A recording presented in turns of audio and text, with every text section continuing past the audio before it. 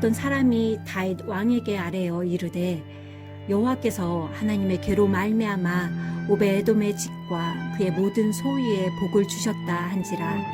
다윗이 가서 하나님의 괴를 기쁨으로 메고 오베에돔의 집에서 다윗 성으로 올라갈새 여호와의 괴를 맨 사람들이 6 걸음을 가매 다윗이 소와 살찐 송아지로 제사를 드리고 다윗이 여호와 앞에서 힘을 다하여 춤을 추는데 그때 다윗이 배에 에봇을 입었더라. 다윗과 온 이스라엘 족속이 즐거이 환호하며 나팔을 불고 여호와의 궤를 메어오니라. 여호와의 궤가 다윗 성으로 들어올 때에 사울의 딸 미갈이 창으로 내다보다가 다윗 왕이 여호와 앞에서 뛰놀며 춤추는 것을 보고 심중이 그를 업신여기니라. 여호와의 궤를 메고 들어가서 다윗이 그것을 위하여 친 장막 가운데 그 준비한 자리에 그것을 두매 다윗이 번제와 화목제를 여호와 앞에 드리니라. 다윗이 번제와 화목제 드리기를 마치고 만군의 여호와의 이름으로 백성에게 축복하고 모든 백성 곧 온 이스라엘 무리에게 남녀를 막론하고 떡 1개와 고기 1 조각과 건포도 떡 1 덩이씩 나누어 주매 모든 백성이 각기 집으로 돌아가니라. 다윗이 자기의 가족에게 축복하러 돌아오매 사울의 딸 미갈이 나와서 다윗을 맞이하여 이르되 이스라엘 왕이 오늘 어떻게 영화로우신지 방탕한 자가 염치 없이 자기의 몸을 드러내는 것처럼 오늘 그의 신복이 계집종의 눈앞에서 몸을 드러내셨도다 하니 다윗이 미갈에게 이르되 이는 여호와 앞에서 한 것이니라. 내가 내 아버지와 그의 온 집을 버리시고 나를 택하사 나를 여호와의 백성 이스라엘의 주권자로 삼으셨으니 내가 여호와의 앞에서 뛰놀리라. 내가 이보다 더 낮아져서 스스로 천하게 보일지라도 내가 말한 바 계집종에게는 내가 높임을 받으리라 한지라. 그러므로 사울의 딸 미갈이 죽는 날까지 그에게 자식이 없으니라.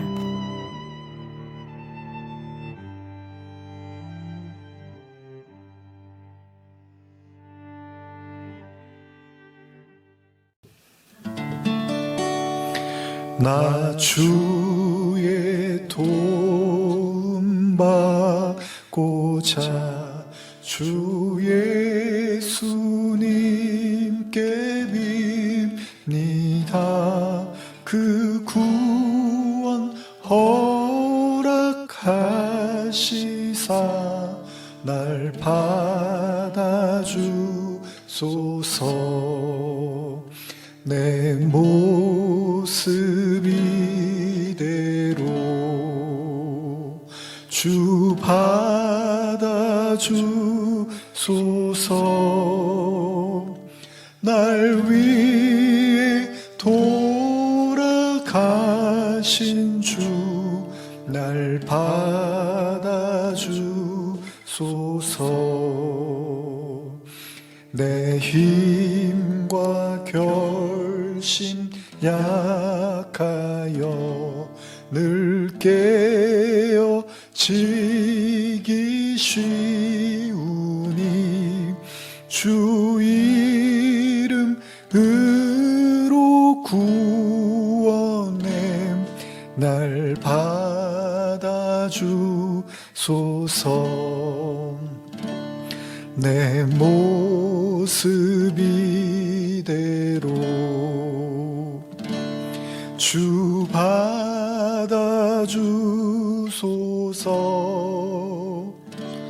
날 위해 돌아가신 주 날 받아주소서.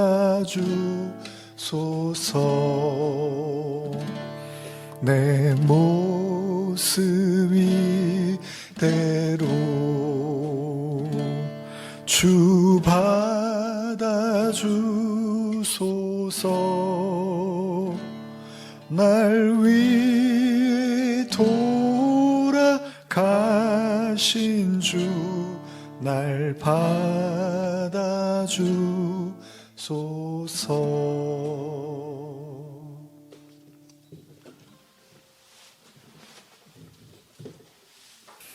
자, 오늘은 사무엘하 6장 두 번째 시간입니다. 오늘은 6장 12절부터 이제 나머지 말씀들을 같이 읽었는데요.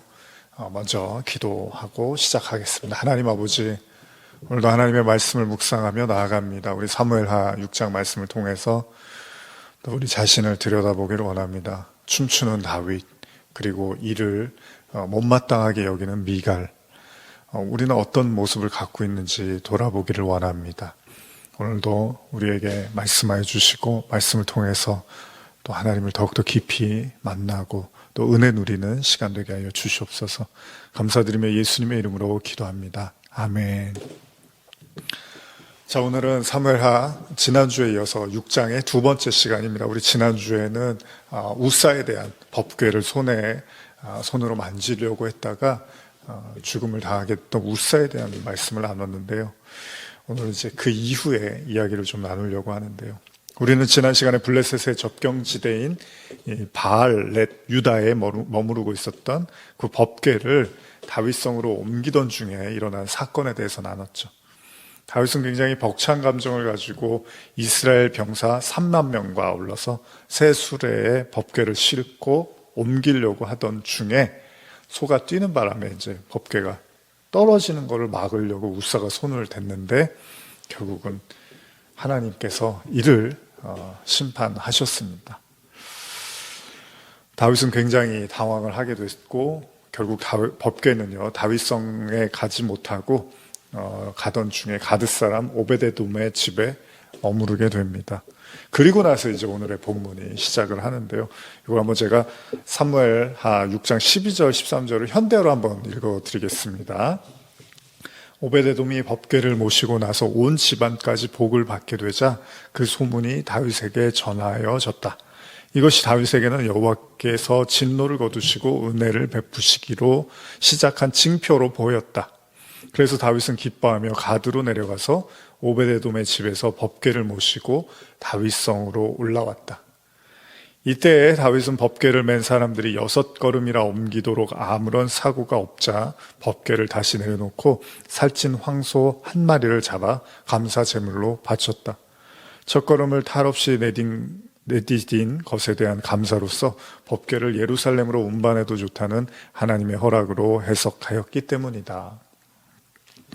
그렇습니다. 다윗은 오래 그 오베데돔에 머무르고 있었던 법궤로 인해서 그 집과 모든 소유에 하나님의 축복을 이제 부어주시는 걸 듣게 되고, 이제 하나님께서 진노를 거두시고 은혜를 베푸시려나 보다라고 생각을 했던 것 같습니다.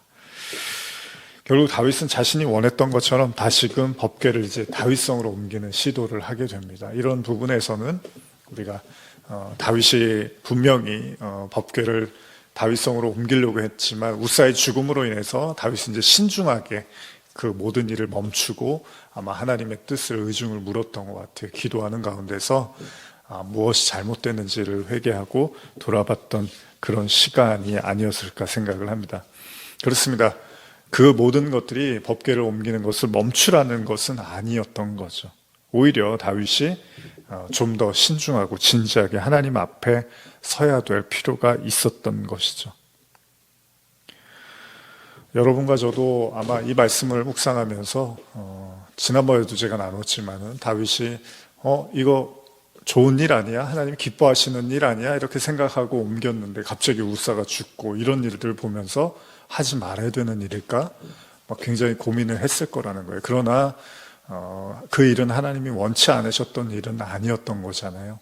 단지 다윗이 말씀을 제대로 이해하지 못하고 지키지 못함으로 인해서 일어난 결과였던 거죠. 그러니까 너무 우리가 쉽게 낭망하고 포기할 것만도 아니라는 거죠.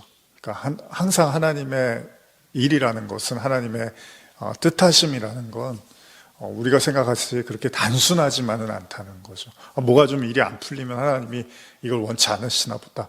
또 뭐가 일이 잘 되는 것 같으면 이게 하나님이 원하시는 거다.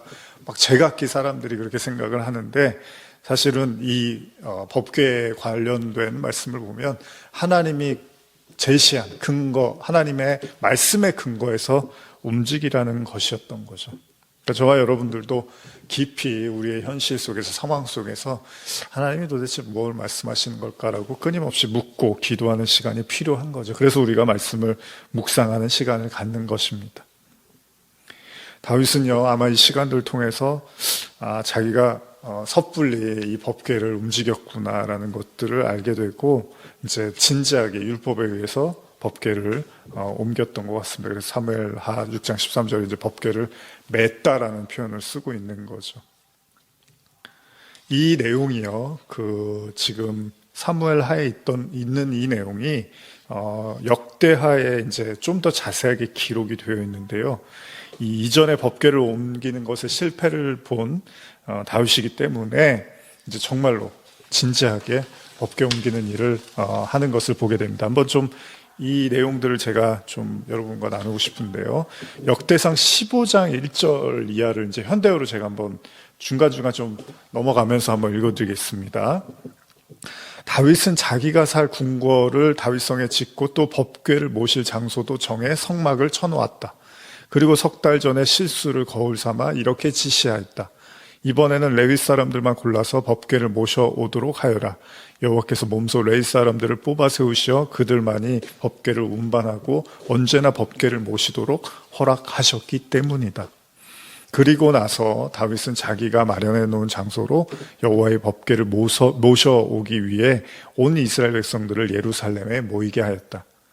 그는 특히 제사장 가문인 아론의 후손과 레위 사람들을 모두 불러 모았는데, 그러면서 이제 그 구체적인 이제 내용들이 적혀 있고요. 그러면서 11절로 내려가며 다윗이 제사장 사독과 아비아다를 비롯하여 우리엘, 아사야, 요엘, 스마야, 엘리엘, 암미나답 같은 레위 지파의 지도자들을 불러놓고 말하였다.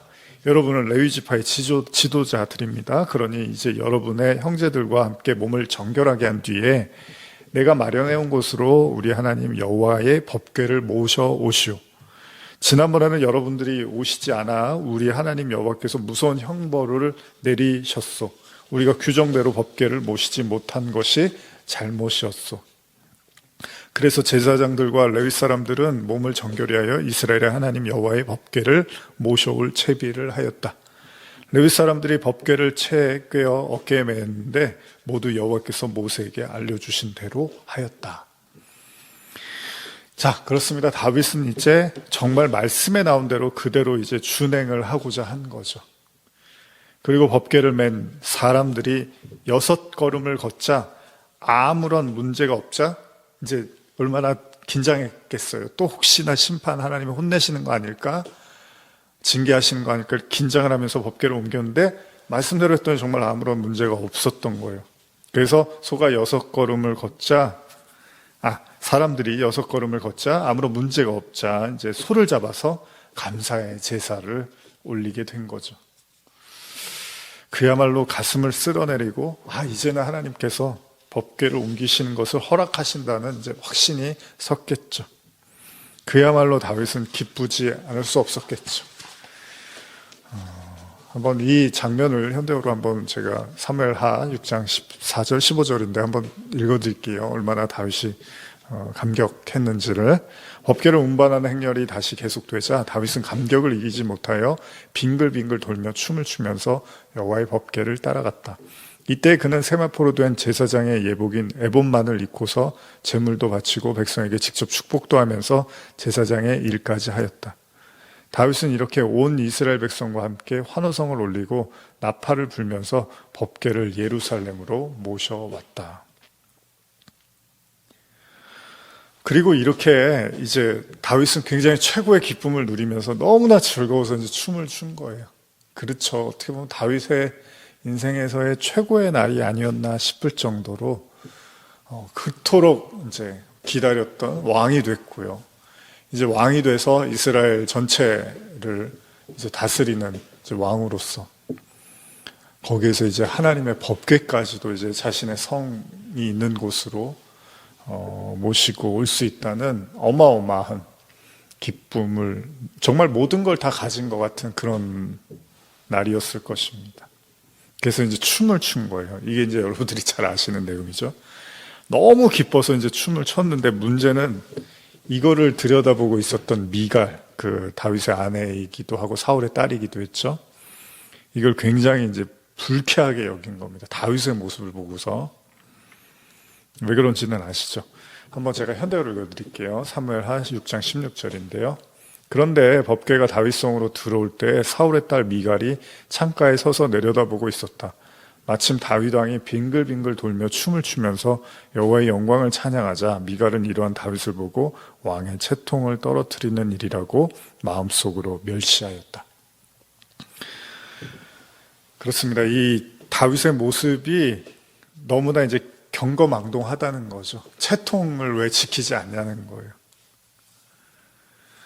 여러분들은 어떻게 생각하십니까? 이게 이제 뭐 우리가 특히 이제 어린아이들 설교할 때 이런 내용 많이 하는데 정말 하나님을 찬양하십시오. 다윗처럼 정말 자기 옷이 벗겨지는 것도 모르고 이렇게 춤췄던 다윗처럼 여러분들도 그렇게 순수하게 춤을 추세요. 그런데 만약에 교회에서 춤을 막 하나님께 춤을 추는데 막 옷이 흘러내려가는 거, 바지가 내려가고 이런 거를 모르고 막 춤을 추면은 참 저 사람은 정말 순수해 이러지는 않겠죠. 요즘 같은 세상 큰일 나죠. 아마 욕하고 비난하고 참 뭐 손가락질 당할 수 있는 그런. 근데 지금 보니까 아주 미갈이 봤을 때는 다윗이 굉장히 뭔가 한심해 보였던 것 같아요. 사실 이 성경 말씀이 제가 방금도 말씀드렸지만 이제 오늘날에도 적용을 하면 이게 좀 난감할 수 있는 거죠. 그것도 이제 그냥 일반 뭐 성도들이 그냥 이렇게 찬양하고 이런 게 아니라 왕이 막 찬양을 하다가 갑자기 그런 모습을 막 모든 사람이 보게 되면은 그건 이제 더 비난을 받을 수도 있을 거죠. 그러니까 어떻게 보면 미갈이 이런 말을 하는 게 또 그 요즘 사람들 생각에는 크게 뭐 문제되지 않을 수도 있겠죠.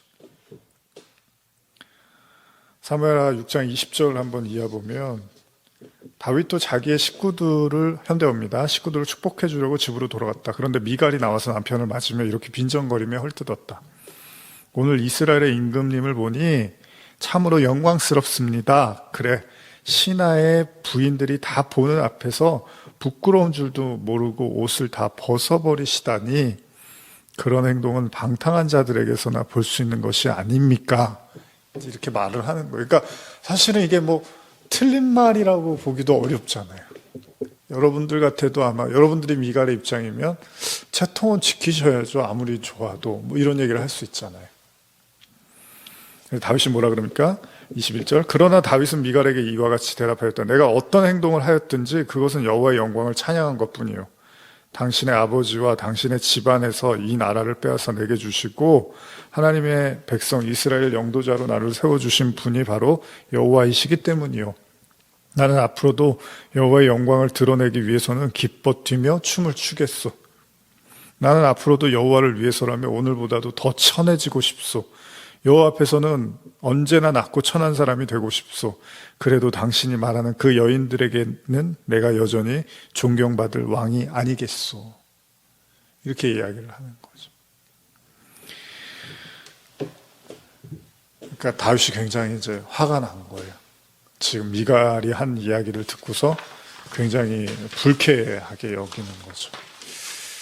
근데 이제 이 말씀을 묵상하시면서 우리가 보통은 이제 다윗이 뭐 찬양했대, 옷이 벗겨지는 줄 모르고 찬양했대, 이제 이런 걸로 해서 찬양할 때 어떤 그렇게 주변을 눈치를 살피지 않고 하나님께 집중하고 창피함 없이 나가라, 이제 이런 쪽으로 우리가 이야기를 많이 하는데, 어쨌든 간에 미갈의 입장에서도 한 번쯤은 또 던질 수 있을 만한 이야기였던 것 같아요.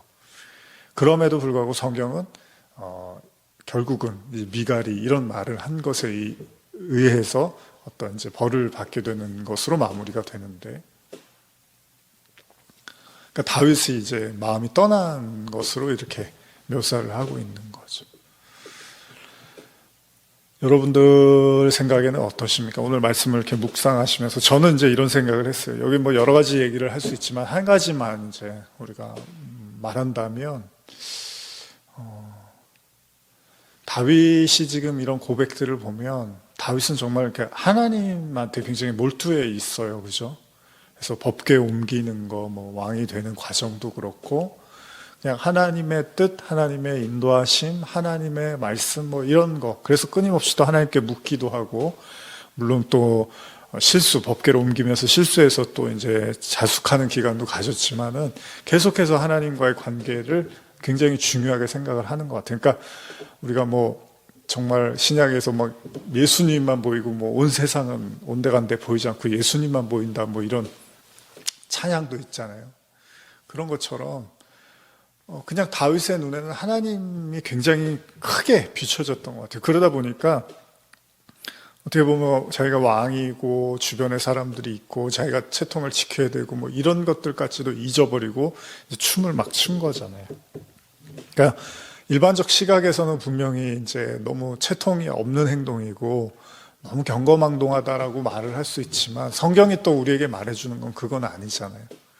그래서 저는 그냥 이 부분을 묵상하면서 지금 오늘 이제 찬양도 불렀던 것처럼 내 모습 이대로 받아주소서 이 찬양처럼 물론 우리가 살아가는 이 사회에는 많은 뭐 인간관계, 가족을 비롯해서 또 뭐 친구, 또 뭐 사회 직업이라든지 일적으로 또 인간관계도 많이 있고 또 뭐 학생들은 학교 다니면서 또 학생 친구들 여러 가지 관계들이 있죠. 선생님도 계시고 뭐 다양한 이제 우리가 인간관계 속에서 살아가는데 그럼에도 불구하고 사실은 인간관계가 모든 걸 해결해 주는 건 아니죠. 물론 하나님이 사람을 통해서 일하시고 역사하시기도 하지만 그렇다고 꼭 모든 상황에서 다 그런 건 아니라고 봐요.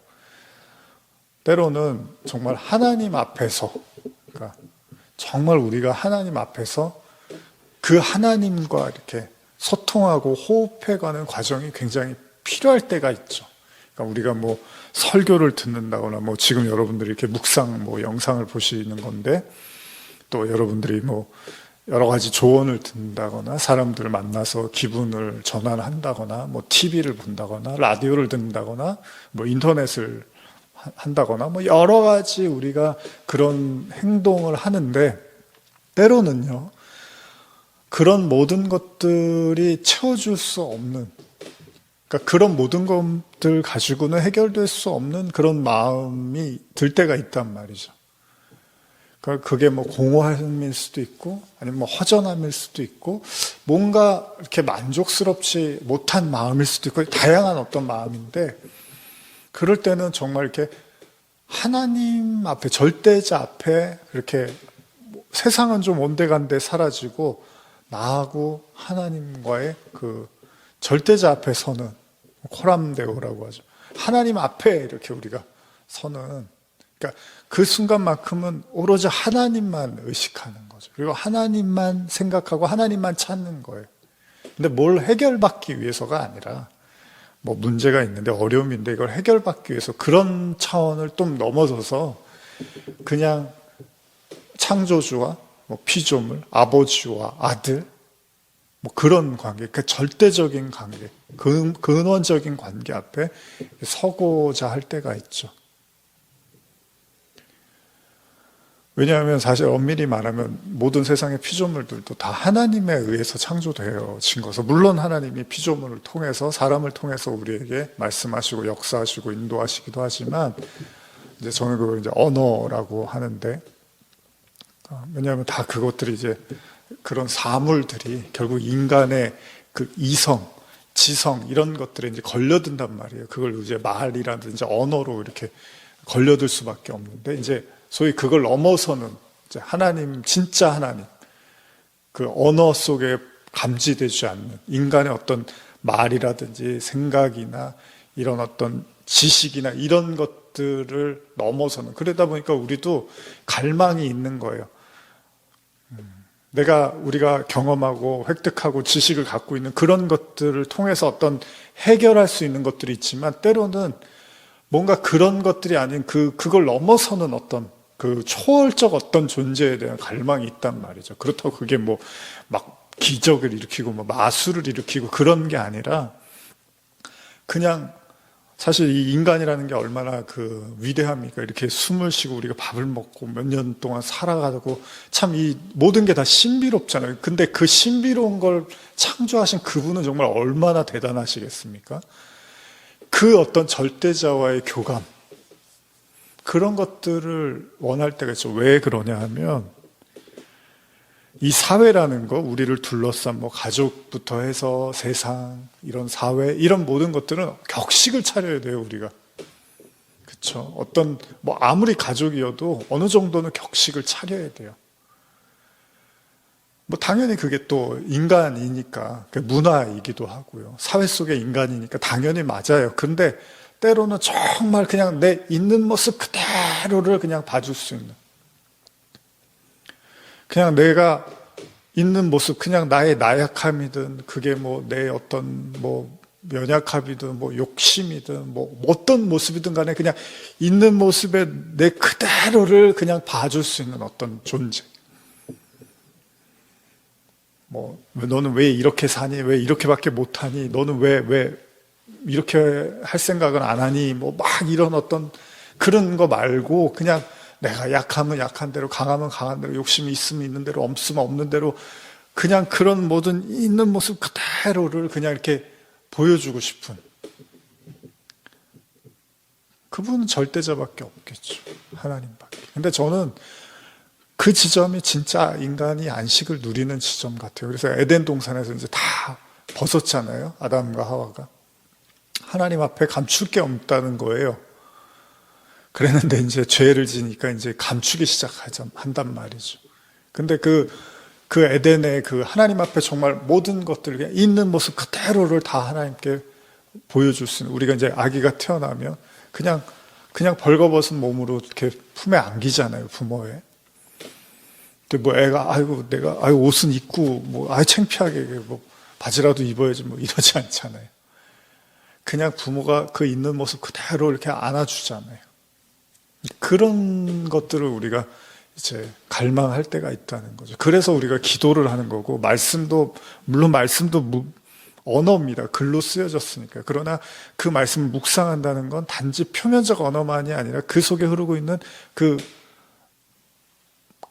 언어를 넘어서는 어떤 메시지를 우리가 추구하는 거잖아요. 그 영적이라고 우리가 표현을 하기도 하는데, 그걸 위해서 우리가 이렇게 묵상을 하고, 그래서 성령의 도움을 받고 하나님의 영이 임하기를 원하고, 이런 모든 것들이 그 언어를 넘어서는 것들이잖아요.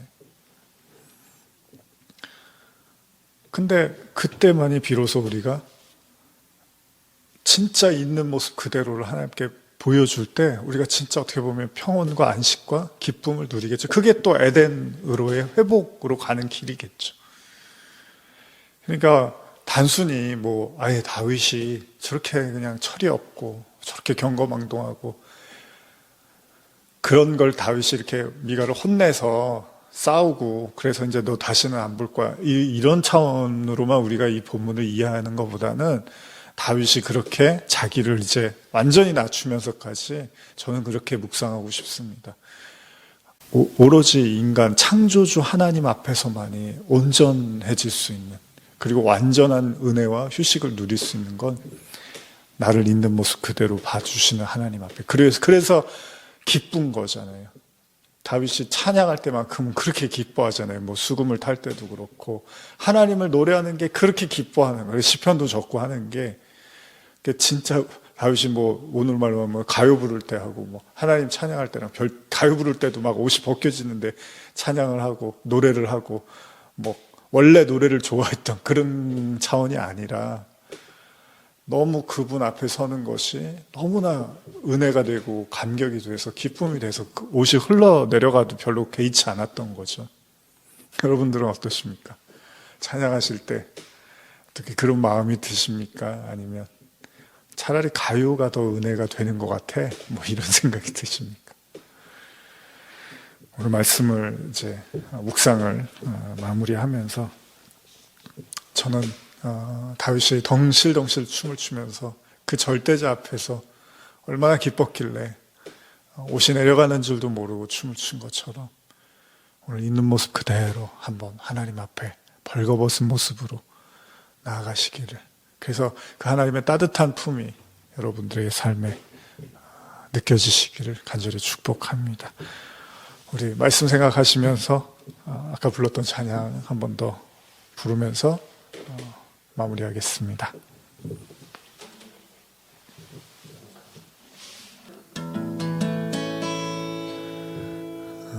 한번 묵상하시면서 조용히 그냥 있는 모습 그대로 받아주시는 하나님, 벌거벗은 모습 그대로 주님 앞에 서고 싶습니다.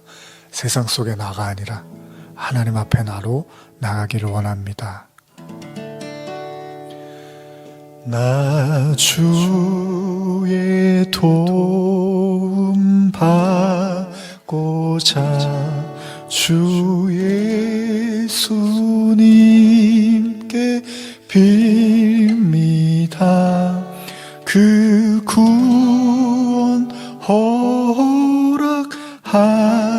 허락하시사 날 받아 주소서. 내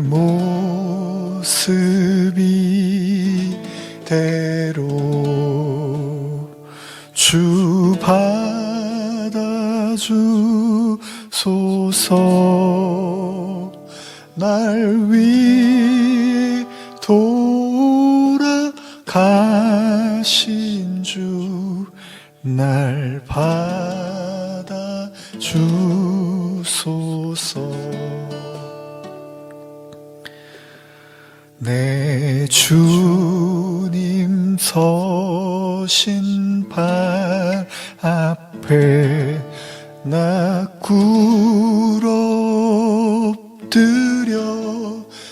엎드렸으니 그 크신 역사 이루게 날 받아 주소서.